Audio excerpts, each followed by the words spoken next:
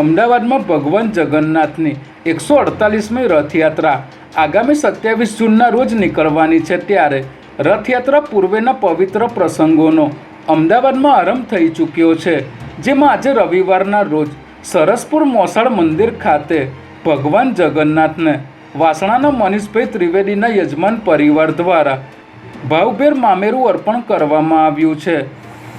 આ અલૌકિક મામેરાના દર્શન માટે સવારથી જ મોટી સંખ્યામાં ભક્તો ઉમટી પડ્યા છે અને ભજન તથા જય રણછોડના નાદ સાથે સમગ્ર વાતાવરણ ભક્તિમય બની ગયું હતું।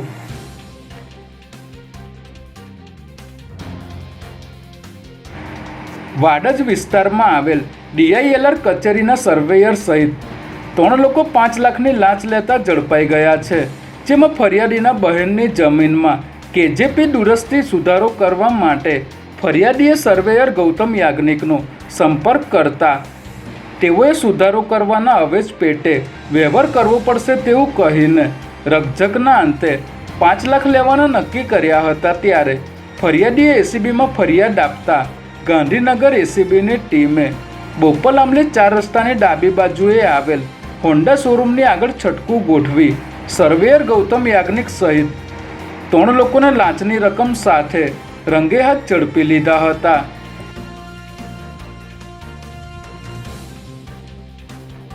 આજે ગુજરાતની 8326 ગ્રામ પંચાયતોની ચૂંટણી માટે મતદાન શરૂ થયું છે।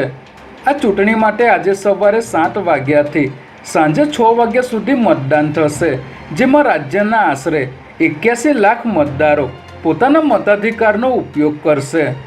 ગુજરાત સરકારે સ્થાનિક સ્વરાજ્યની સંસ્થાઓમાં 27% OBC અનામત લાગુ કર્યા બાદ ગુજરાતમાં પ્રથમવાર ગ્રામ પંચાયતની ચૂંટણીઓ યોજાવા જઈ રહી છે, ત્યારે આજે વહેલી સવારથી જ મોટી સંખ્યામાં લોકો મતદાન કરવા માટે ઉમટી પડ્યા છે।